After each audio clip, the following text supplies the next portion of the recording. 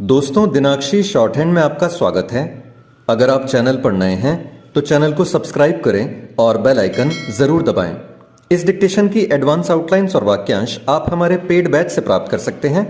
हमारे paid batch में आपको प्रतिदिन सभी डिक्टेशंस की एडवांस आउटलाइंस और वाक्यांश दिए जाते हैं और कुछ ऐसी डिक्टेशंस जो केवल पेड मेंबर्स को ही प्राप्त होती हैं। हमारे पेड बैच को ज्वाइन करने के लिए और बैच के बारे में संपूर्ण जानकारी प्राप्त करने के लिए आप डिस्क्रिप्शन बॉक्स में दिए गए मोबाइल नंबर पर व्हाट्सएप कर सकते हैं। इस डिक्टेशन की डेमो आउटलाइंस आप हमारे टेलीग्राम ग्रुप से प्राप्त कर सकते हैं। तो चलिए डिक्टेशन को स्टार्ट करते हैं। डिक्टेशन 5 सेकंड बाद स्टार्ट होगी। Ready, start. नई शिक्षा नीति के लागू होने के 3 वर्ष पूरे होने पर इसका आकलन किया जाना आवश्यक है कि शिक्षा व्यवस्था में अभी तक जो सुधार किए गए हैं वे प्रभावी सिद्ध हो रहे हैं या नहीं। यह भी देखा जाना चाहिए कि जो सुधार किए गए हैं उनसे अपेक्षित परिणाम प्राप्त हो रहे हैं या नहीं। इसी तरह इस पर भी ध्यान देने की आवश्यकता है कि देश भर के शिक्षा संस्थान नई शिक्षा नीति के प्राविधानों को गंभीरता के साथ लागू कर रहे हैं या नहीं। यह समीक्षा इसलिए की जानी चाहिए क्योंकि इससे ही नई शिक्षा नीति के उद्देश्य को समय रहते हासिल करने में सफलता मिलेगी। इसकी अनदेखी नहीं की जानी चाहिए कि नई शिक्षा नीति बनने में अच्छा खासा समय लग गया।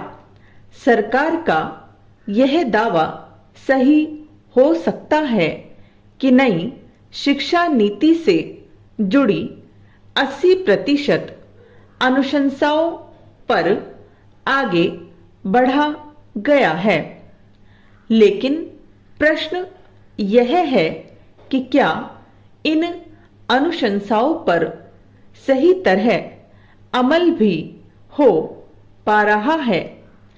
इससे इनकार नहीं कि कुछ बड़े और नामी शिक्षा संस्थानों ने नई शिक्षा नीति के प्राविधानों को लागू करने में तत्परता दिखाई है, लेकिन अनेक शिक्षा संस्थान अभी भी इस मामले में सुस्त और पीछे नजर आ रहे हैं। कुछ राज्य सरकारें भी नई शिक्षा नीति पर अमल के मामले में उतनी सजग नहीं जितना उन्हें होना चाहिए। यह ठीक नहीं कि कुछ शिक्षा संस्थान और यहाँ तक कि विश्वविद्यालय भी अभी पुराने ढर्रे पर ही चलते दिख रहे हैं। वे ऐसी डिग्रियां बांटने में लगे हुए हैं जिनकी उपयोगिता प्रश्नों के घेरे में है। चूंकि तकनीक के इस दौर में दुनिया तेजी से बदल रही है, इसलिए शिक्षा व्यवस्था में सुधार की प्रक्रिया को भी तेज किया जाना चाहिए। नई शिक्षा नीति का एक बड़ा उद्देश्य छात्रों के व्यक्तित्व को संवारना और उन्हें भविष्य की चुनौतियों का सामना करने में सक्षम बनाना है। छात्रों को उस कौशल से लैस किया जाना चाहिए जिनके बिना आज के इस तकनीकी युग में काम चलने वाला नहीं है। वास्तव में कौशल विकास को सर्वोच्च प्राथमिकता मिलनी चाहिए।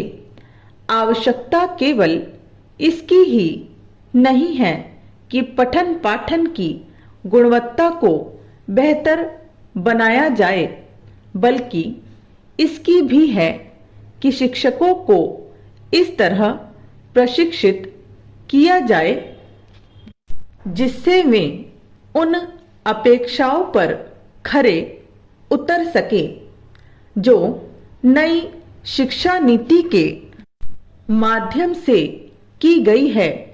छात्रों की मानसिकता के साथ शिक्षकों के चिंतन में भी बदलाव आना समय की मांग है।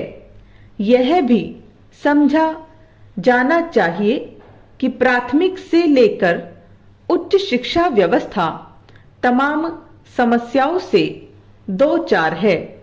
आखिर देश भर के स्कूल और विश्वविद्यालय थोड़े बहुत बदलाव के साथ एक समान पाठ्यक्रम बनाएं।